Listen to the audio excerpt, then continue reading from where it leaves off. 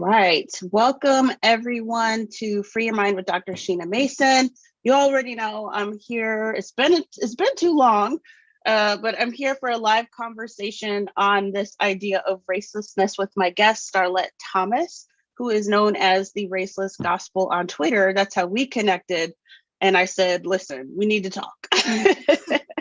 So Starlette, I'm so happy to be speaking with you today. I want to invite you to share a bit about yourself and who you are, however you feel inspired.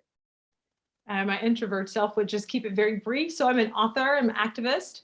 I consider myself a race abolitionist. I'm also a visual artist, and my attempt in all of those expressions is to undermine the credibility of race. I've been doing that for a little more than 10 years now, through the lens of Christianity and from the perspective of Galatians chapter 3 and verse 28. And so I've been on a journey that I'm glad so many persons have decided to join me in and to walk alongside me with. And I'm certainly grateful to be here with you. Thank you. I was telling you before we went live how much I love your sign in the background. I need something to that effect. Theory of Racelessness. So let me know who made that. I need one. Absolutely. I need a few actually. Don't we all? You always need more than one. Exactly. So I would love to hear a bit about how your journey has been. Were your philosophies of race always as they are now? Has it been a journey of growth and discovery for you? What does that look like? So I had every intention of being Black and proud, of being Black and beautiful. I have a bachelor's in English and a minor in Afro and African American studies. That was the label that was given at the time. And so I took Kiswahili, Hujambo, Habari Gani, Mimi Niungo. Like I had it late. I had shaved my head. I was burning incense. I was doing poetry, snap your fingers if you feel me. I had dashikis. I was ready. I was heavily invested in Blackness as an identity. And I think people need to know that. So I'm heavy on history and very much still that way. But then I started asking more questions in college. I remember I was about 19 years old, and it's this time of self-discovery when you want to know, how did I come into being? And so I asked my mother, what attracted you to my dad? And I really was not prepared for the answer. I expected her to say something like, we saw each other from across the room, we locked eyes. We were connected, we drew, we were drawn to each other in this romantic way, or that he saw me on the playground and he hit me, and that meant before we knew that was not the right thing to do, he hit me and that meant he liked me. We passed notes in class. We met at a party, we danced all night. That's not what she said. She didn't say any of those things. She said, my mother, who is a beautifully dark woman, said, I picked your dad because he was light-skinned and he had good hair. And it made me very angry. I'd been a Christian.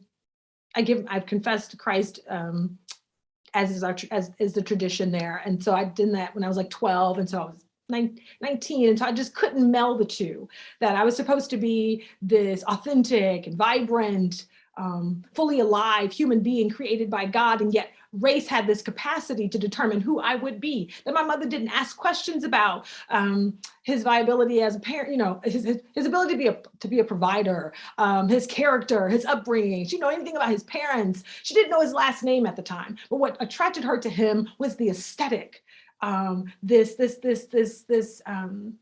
aesthetic righteousness, that he would look good, that her children would not be doubly cursed with being Black and ugly. And so that set me on a path.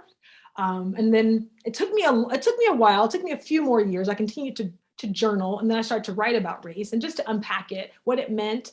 And then I started to ask questions like, do I have to be Black? And that did it. As soon as I said that question, and the answer came back, no, you do not. You do not. Then the other questions came. Well, who colored me in as Black?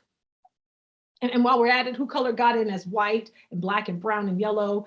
The questions just kept coming. And as they came, they were undoing, which is not how I've been raised as a person of faith, that you weren't supposed to question, right? But that just wasn't the way that things were going for me. The questions were the answers for me. And more often than not, it was a no and not a yes. Yeah.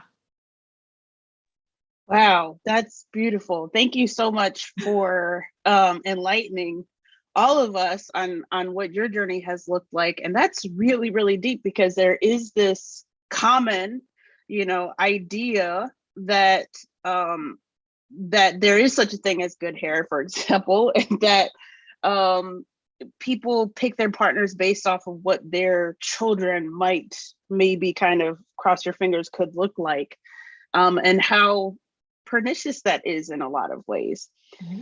What's the biggest pushback you get from folks? Because, being in this space, I know that pushback exists. And and it's like, I almost feel funny calling it pushback, because I really think of it more as people just ask questions generally, right? Some people might come out of the gate swinging and resisting, but people ask questions, which I encourage, because to your point, and this remains true for my own journey, the necessity of even being able to ask the question, right, I think is such a critical part of this. I teach my university students, question everything. And the way racialist ideology tends to operate is in a sort of religious way, that we are encouraged not to question everything if it sounds right, because some things just sound right, right? And we have all of these beliefs about racism and race that can be misleading and can encourage us to miss opportunities time and again to get to the root of the problem. So I know what kind of questions I get, but what kind of response are you getting? So what I've learned is that when you racialize humanity and our understanding of human being and belonging, that it strips us of imagination. White is right. If you're Black, get back. If you're brown, stick around. If you're yellow, you're mellow. If you're red, there is this cut and paste, cut and dry way of being, and that you cannot imagine yourself outside of this color coding, of this color coded hierarchy, this pyramid scheme with a really good paint job. You have to toe the color line. You have to fall in line. And so even questioning whether or not white is right all the time, and all the time white is right, that gets you into trouble. So for me, I lean heavily into questioning stereotypes, because black suggests certain things. It is the embodiment of evil, while white is the embodiment of all that is right and pure and angelic with the world. And we know that history teaches us that is not the case. And so the questions I often get are you colorblind? Are you asking me to be colorblind? You don't see that I'm a color? Yeah, I can see that you're not physically Black. I can tell you that you came from a country and not a color. That there's no country called Black, and there's no country called white, and there's no country called red, and there's no country called yellow. All of that is the process of colonization. That's erasure. That's telling me to deny my tongue, to deny my heritage, to deny my land. And that's what colonizers did during American slavery, was erase. Your name is no, and this, I love this about roots. So I would argue that my name is Kunta Kinte and not Toby. When you tell me that I am Black as opposed to African-American, you're telling me to accept a colonized identity. You're telling me to deny all that was, to accept the American identity that has been given to me. And I'm telling folks that I reject it, that you don't get to tell me how I get to come into the world. You don't get to define me before I can define myself. You don't get to look at me from across the room and say, I know exactly who you are, because that suggests that human beings have an omniscience. They are all-knowing human beings, and I cannot accept that. So it's usually, are you colorblind? No, I see color, and I see color for what it is. It is colonizing. It is to put people in sorted groups for the purposes of power and maintaining wealth and authority over bodies. Are you colorblind, and is this a post-racial vision? It is not. It is pre-race. So I'm looking at myself before race can get to me. I want to get in front of and ahead of what race calls me to be. So when persons would define me as a Black woman, stereotypes show up. She's a Black woman. What does that even mean? All that is caked in, patted down, dried, rotten at the bottom, stereotypes. And so we have to question why we accept those things and why we refuse to get to know people without race. What is the problem with laying that aside and finding out what my name is? As my folks would say, what my mama name is and where you're from, and what you do for a living.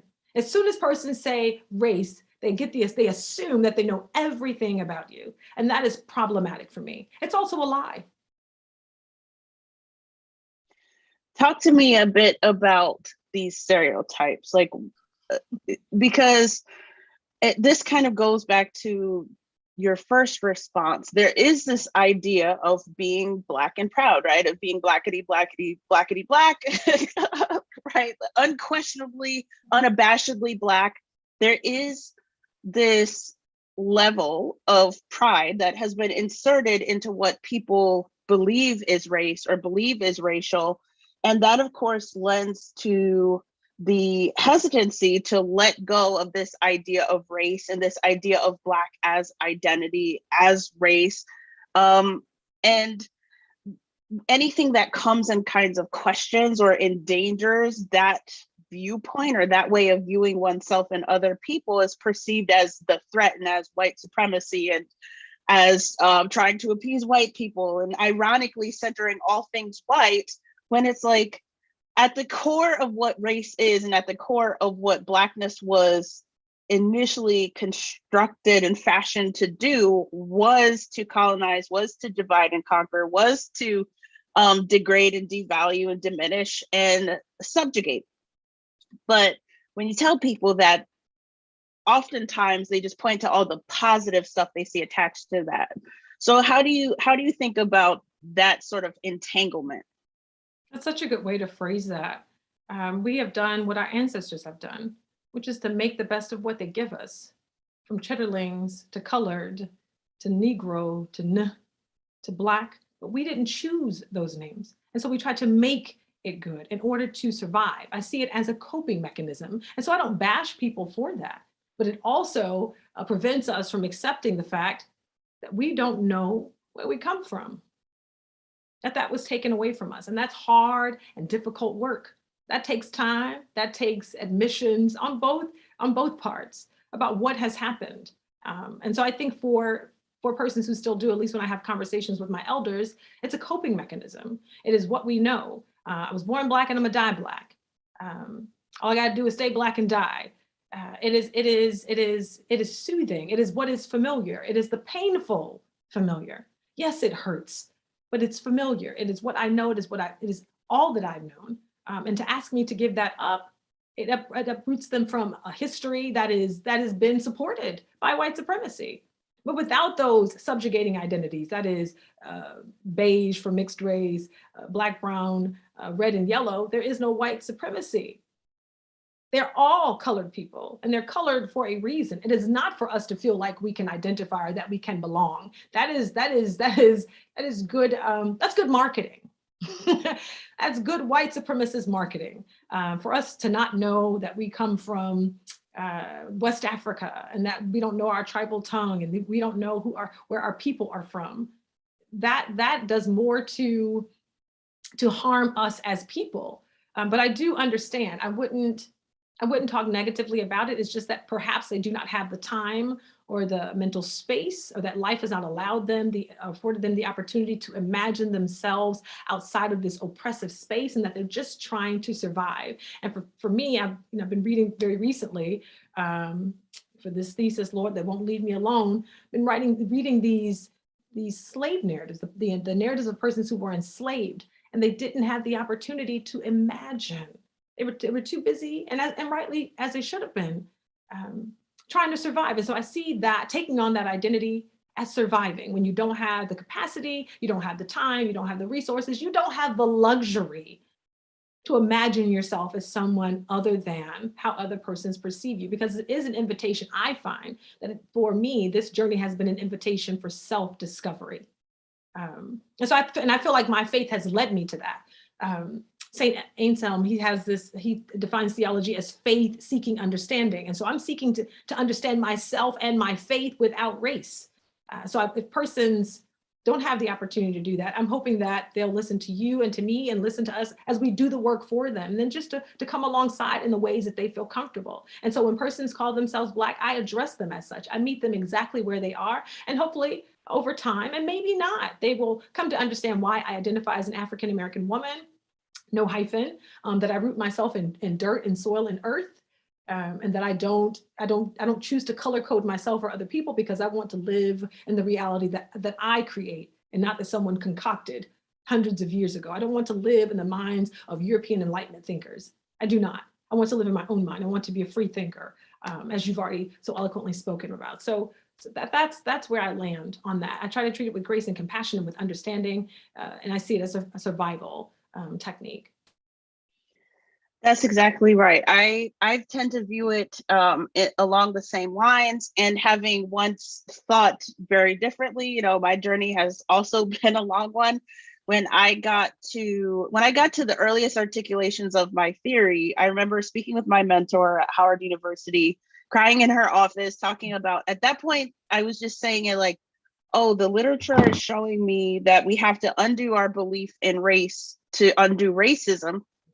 And just that early articulation troubled me because I viewed myself as very proudly Black and a woman, and I didn't want to let go because I didn't, you know, it was very early, so I didn't fully understand what that meant, this undoing the belief in race to undo racism. I didn't understand fully what that meant, but I felt very compelled that that was my belief, and I wasn't going to be able to unsee what I had come to see.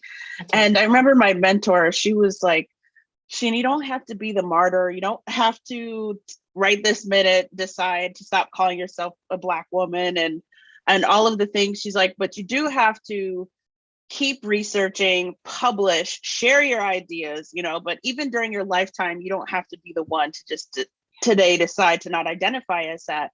And I said, okay, but I still felt, I say this increasingly, like every conversation I have, I still felt like Smeagol from the Lord of the Rings, because it was, it was this internal conflict. Everything positive I viewed about myself, I assigned it to my Blackness. And as my mentor would say, there's nothing negative about being Black. And truthfully, I believed that sincerely, and I understood the sentiment behind what she was saying. And yet I couldn't unknow what I knew. And it wasn't until about a year and a half, 2 years later, right before I defended my dissertation, where something unlocked in my brain, and I went from viewing race as a construction to being a skeptic about it. And I realized and sort of liberated my mind from seeing all of the positive attributes that I saw about myself as having anything to do with my race or that which is racial.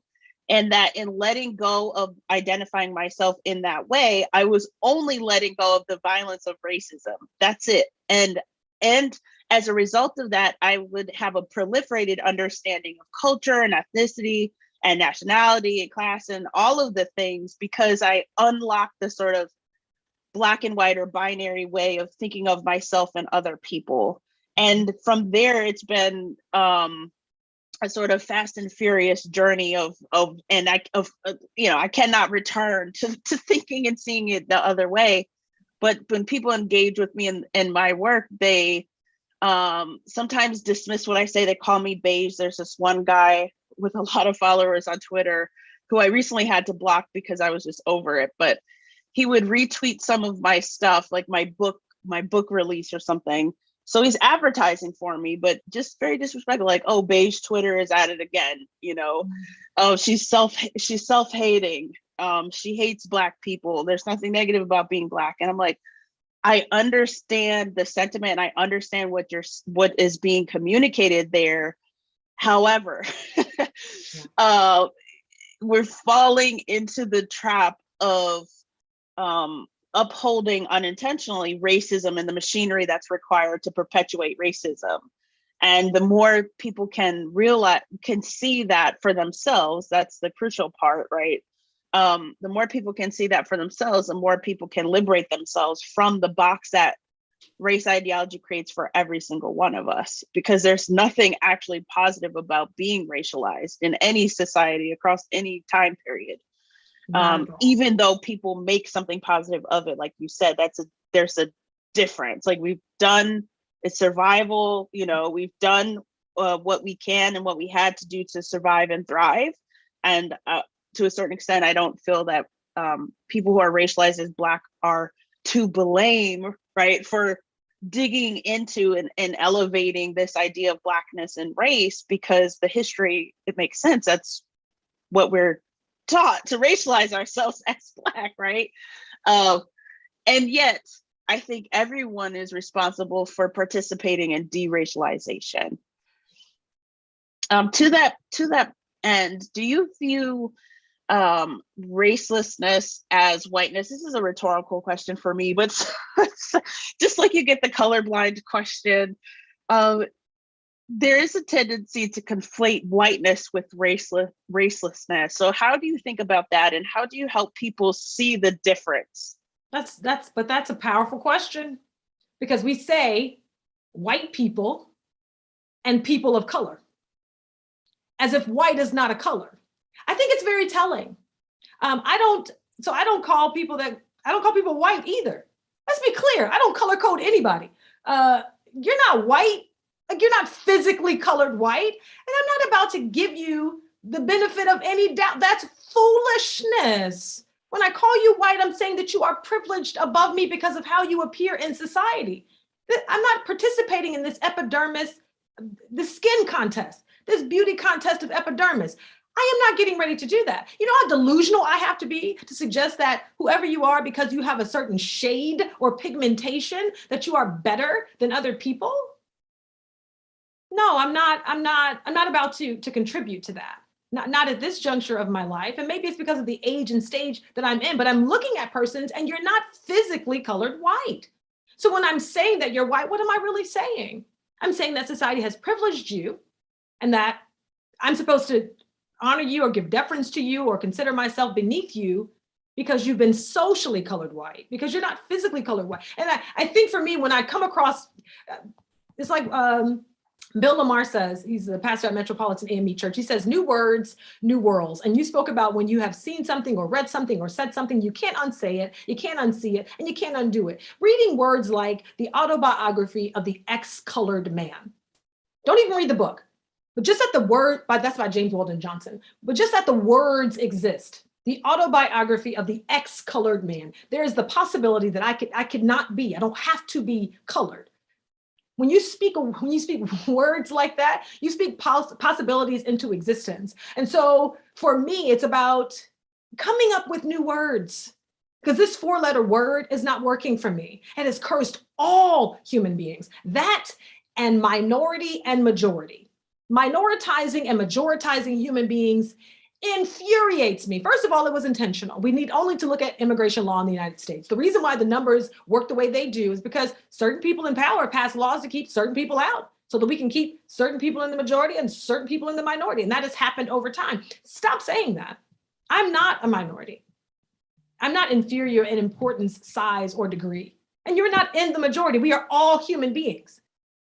We have got to, it's a numbers game, it's a mind game, it's all the same. It's like, it's not participating, it's participating in a fictitious reality. I want to be seen and I want to see you as you are. I don't want to see you as society has told me to.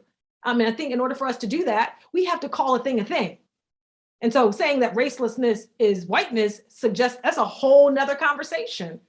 You're suggesting that these socially colored white people, though it was invented by European colonizers, they're above the system itself. They're actually supervising it, right? So even that language is revealing. So I love those types of questions. I think it helps to unravel, to undo this tongue twist of a thing we found ourselves in, because we have built this system up from the tip of our tongues up. Brian Bantam says that race is the word made flesh. It's something that we made up. We embody it. There's no biological basis for race. And for my tradition, there's no biblical basis for it. For all the Christians who might be listening, there's no justification for it. We made it up. And if we made it, we can unmake it. If we can say it, we can stop saying it. And so that's, now I'm getting passionate. You hear me now. When you start racializing people, you greatly reduce them. It's a huge reduction. My name is Starlette. How dare you reduce me to a color? With all this vibrancy, all this vitality, all this activity, all you can come up with is Black? That's the only word you have for me? And you don't just have it for me. You have it for every single person that you think looks like me? Now we're gonna have a problem. I'm gonna need you to be a little bit more creative. I'm gonna need you to really delve deeply into who you see me to be. And I need you to speak deeply and authentically. and not say what everybody else has said. Because if you're not, if you're just going to say what everybody else has said, we're only going to do what everybody else has done, then what is the point of living? Why are we even existing if we're just going to be pawns in this game? I refuse to hop along, to go along, to get nowhere. I want to see something and say something different. Now, see, now you didn't got me. See what you did? I'm going to blame that on you. You didn't got me excited. You start talking about race, I'm one of the people that gets excited about the conversation. I don't find it to be awkward. I find it to be necessary. I'm cheesing, so the viewers can't see my face when you're talking because I put myself on mute so I don't accidentally pop up into all of the energy that you're bringing to the table. But I'm cheesing. I even got tears in my eyes because I feel like we're kindred spirits. I think it's safe to say that, not because we're both racialized as Black by other people, okay, which some people might mistake as kinship, but because we see the problem, the core of the problem, and we see the future making potential of getting outside of the problem, outside of the quagmire. You said so many things that I want to highlight. So you spoke about how we need to come up with new words, new language. This is a thing that I bring in my forthcoming book, Theory of Racelessness, A Case for Anti-Racism. And I literally coined different spellings of words that we're familiar with, such as racism, racist, anti-racist. I put the word race into all of those coinings. And even the word erase and erasure, instead of having the S, I put the word race in those terms, because I view what happens with the imposition of race onto any of us as an ultimate erasure of who we actually are. And then it puts into our minds who we're supposed to be based on our racialization. And how nefarious and insidious is that, right? Because then you throw in ideas of authenticity. What is it to be authentically Black? You throw in ideas of representation, which primarily get put onto racialized Black people as if there is a single way to be Black. And then anyone else who defies those racist, essentialist expectations of what it is to be Black then gets viewed as the exception to the rule, right? So you can never break outside of the racism that comes through the very imposition of race and the language that is associated with race in the United States. And so in terms of future making, it becomes super critical for us to find new language, to find language outside of racism, to find language that more aptly describes what people interpret and misinterpret into race or that which is racial, which in my book, I talk about how it's a case of mistaken identity. It's like, if we're in Scooby-Doo and we're chasing the villain, and then and the villain has the word race on them, right? And we take the mask off and then it pops into like at least 5 different characters. It's going to be social and economic class, 2 separate characters, because people conflate them and they are not the same. And the distinction matters. It's really important.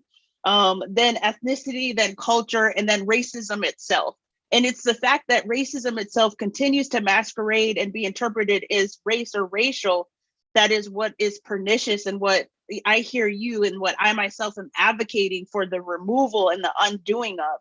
And all of those other things, because we've stopped racializing all of those things, we can have a proliferated idea of how we personally identify, how we identify as a sort of collective or community, which I view really as a nation.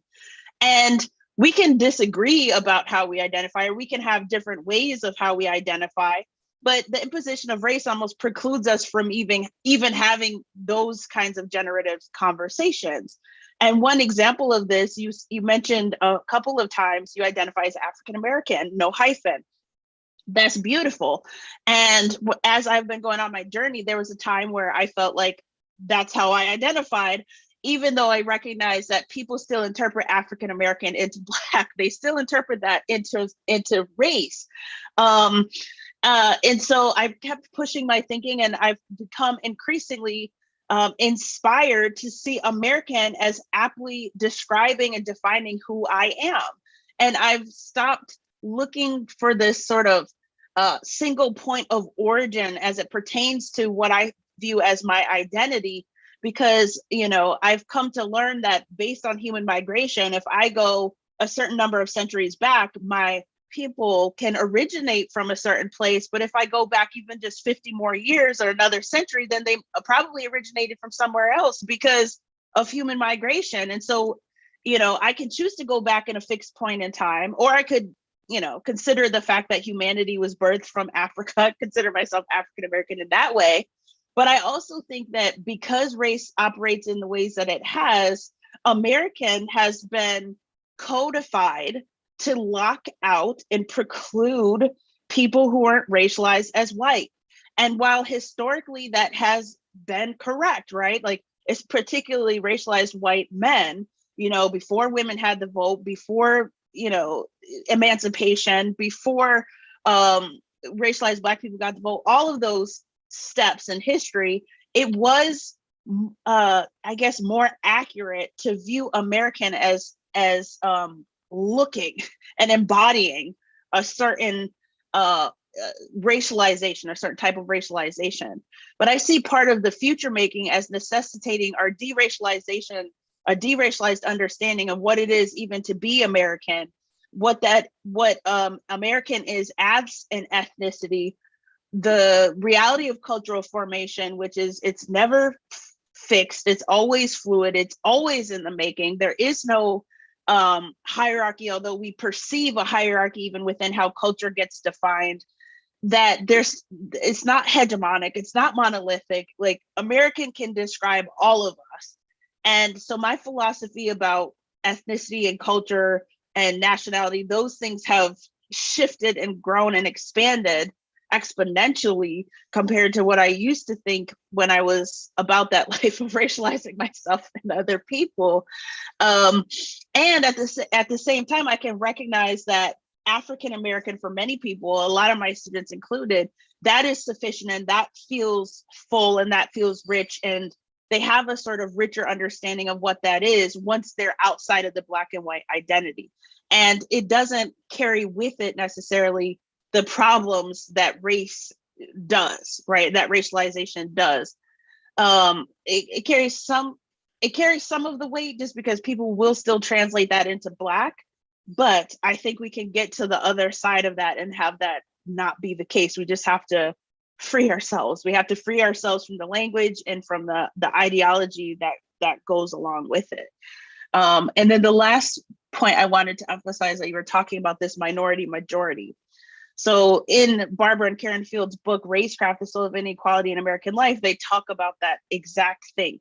They talk about how the very language in which we are taught to think about ourselves and think about other people is such that it matches the sort of racialization or the impact that racialization is meant to have on people. And there have been times where I'll say like statistical majority. For example, I feel that we need the statistical majority of people in America to get with the program and embrace something like my theory of racelessness in order to get to the other side of this. But it's like, I'll emphasize statistical because I'm trying to avoid some of the tenuousness that they talk about in terms of the minority majority language. And it's something that I'm increasingly trying to figure out effective ways of helping students grapple with and understand, because they're still stuck in the habit of like this minority majority. And I just think there's something insidious there. But admittedly, before I even read that book, I didn't view those specific words in that way. And then I also want to raise up the fact that you mentioned James Weldon Johnson's book, The Autobiography of an Ex-Colored Man, because it's one of my favorite books. It's one of my favorite books to work with students on. I mean, for countless reasons. So, and I hope for anyone watching out there, if you have not read that book, that you'll read it. And for anyone who has read it, that you read it with fresh eyes, because how we're taught to believe in the fiction of race actually precludes some people from seeing, I think, what Johnson was actually trying to illustrate with that book, which is why he published it anonymously at first, because he knew the kind of backlash that he was going to get. And so, yeah, I think some people are taught to miss the point But if you engage with racelessness or my theory of racelessness, then you might see some things with a second or third read that you might otherwise not have seen. So I wanted to invite you, Starlette, to comment on any aspect of what I just said, or share any kinds of last points of wisdom or insight, if you will. I know we have a hard stop at the top of the hour and I want to respect the time. So yeah, the mic is yours. I just want to highlight the importance of word work, like what you're doing to get in front of, like you're putting words like statistical in front of majority. That is important for us to get in front of these words before they get in front of us. So I just want to highlight that. It's important to do the work. And it takes time to unlearn something and unsay something, because you've been taught to say it over and over and over again. But then it also enforces the capitalist hierarchy of an oppressive system that was plantation life. I mean, you talk about a majority and a minority, the oppressor and the oppressed, that you can never rid yourself of those power dynamics and the fear that comes along with those power dynamics if you will not see yourself differently, or if you will not speak of yourself in a different way. In order to get from under that, and you talked about the fear, that's one thing I no longer operate in. And choosing, and I like what you said about being American and the migration patterns, makes perfect sense. And I also identify as African American because of the anthropologist's findings that most human beings have originated there. And I just love Africa, why not? Claim any of them. But I think it's important that we name that. That is important for us to realize that some of the words that we're saying are eating us alive.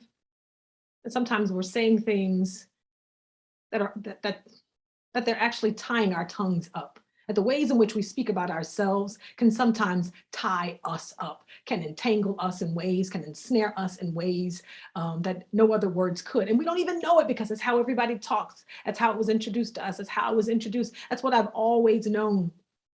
I want to know something different. And I want to know something different about me. And I want to look at myself without the prescriptions of race, without the stereotypes in my ear. If you don't mind, if you could just get out of my face, I want to see me, and I want to see me clearly without any other commentary, because I didn't ask you anyway. Who asked you to talk about who I am as a human being? And who asked you to identify me as such? I didn't ask you to look at me and call me a color or to reduce me to such. Who gave you the invitation? I know I didn't. I don't know who called the meeting where we lined up people and said, this is how you're going to appear in society. I didn't accept that invitation. Maybe my ancestors did, but I want to decline it at this point. I want to get off of this auction block where you examine me from head to toe and tell me if I'm good or not, if light or dark, fair or dark. I want to get off of that. I want to get away from that. And I want to be free, which is, which lends me to talk about my matron saint, Harriet Tubman.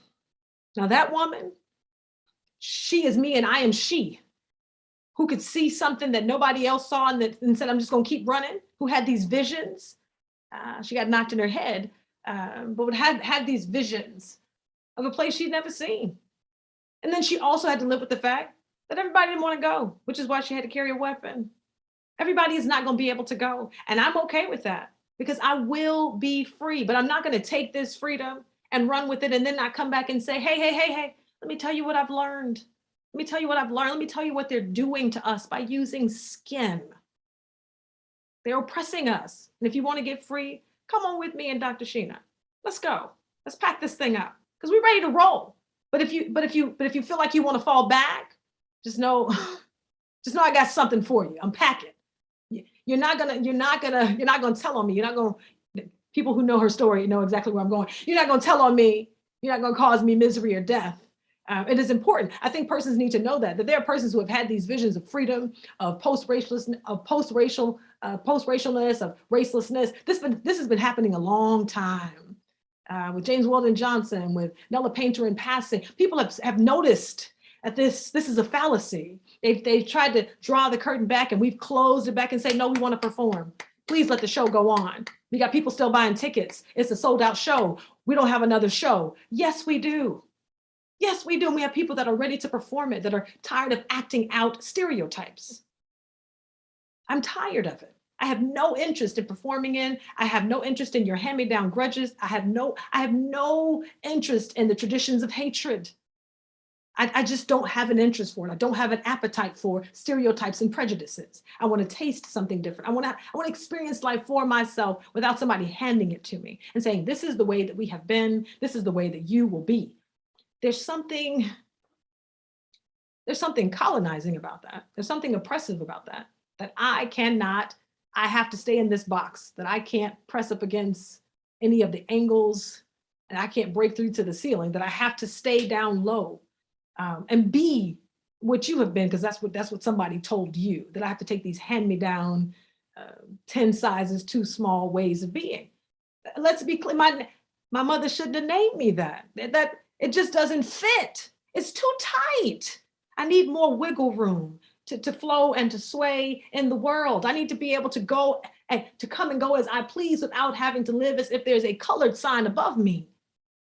In whatever space I enter into, and I think we enter into conversations and there's a colored sign or a whites only sign above people. So we end up segregating ourselves into communities and having side conversations about people because of race. If we don't start saying something different, things are never going to change. Not so much. The structure, I believe, is supported by our tongues. I think that's where it first comes into existence. And I think if we applied more pressure and refuse to hold it up and to give it voice and to justify it and to edify it, then it would come crumbling down. So I would encourage us to just ask a few questions. Ask a few questions. When it came to my faith tradition, I started asking questions like, how do you color in the face of God? How high up do you have to be? Who's holding the ladder? Who's in charge of lighting? Who commissioned the painting? How do you frame the divine, the mysterious, the omnipresent? How do you frame God, this deity, whoever it may be for you? How do you put that in a 5x7, and an 8x10, and 11x17, and the canvas print? Just start to question the ways in which we have racialized everything, to include the God of your choosing, to include food, to include clothing. We have racialized everything. There is no space where we can simply be. And we should question that. In the space, in a place where we call the land, the home of the brave, the land of the free, home of the brave, land of the free, you're not really free. If you can't think for yourself, if you can't speak for yourself without using the words of race, are you really free? We've got to question that. We got to be free to push back on that. And so I'm hoping that my work, that Dr. Sheena Mason's work, will empower you to do so. But it's the freedom that you're seeking, the answer that you're seeking might be in the form of a question, and the answer might be on the tip of your tongue. Amen. Thank you so much, Starlette. I wanted something you said about Nella Larson's passing, James Weldon Johnson's, the autobiography. So this brings me to a critical point that I feel like up until this point, I haven't necessarily had the opportunity to speak on. And coincidentally, stars aligning, I don't actually believe in coincidences.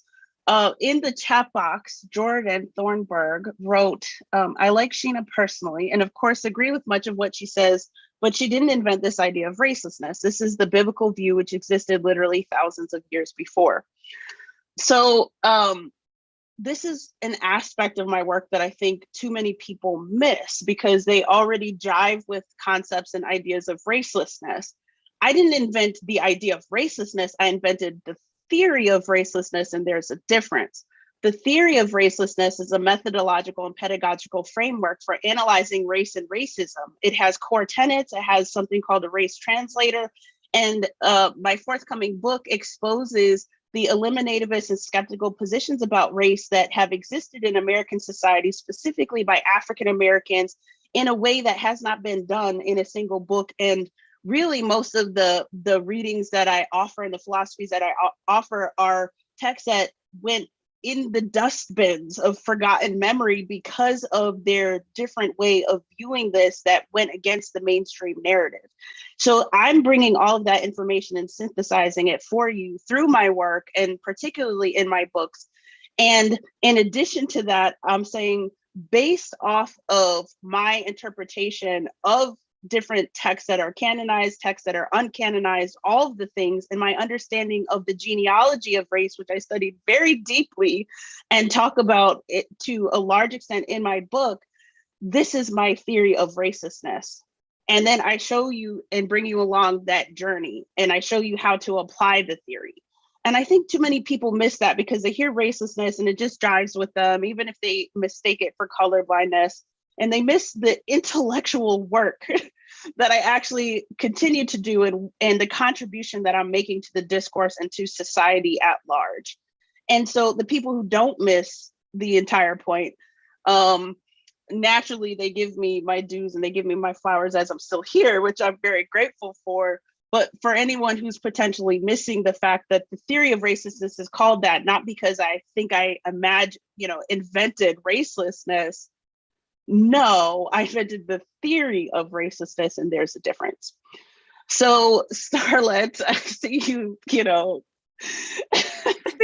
it, because sometimes you got to clear things up. You just got to make sure, make it plain for the people is what I'd say. That's all. Yeah. Yes. So y'all couldn't see me, but I was like, go ahead and speak on it. Clear it up. Has to clear it up. Just because I think it might be helpful for more people out there than the person who initially made the comment.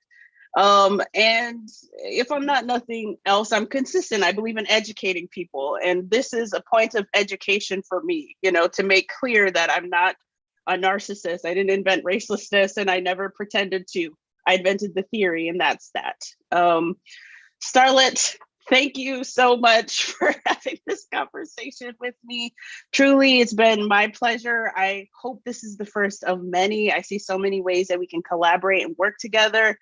I love your passion and your energy. You spoke about how you want to invite people to be more creative than to apply a single word like Black to you and how they see you.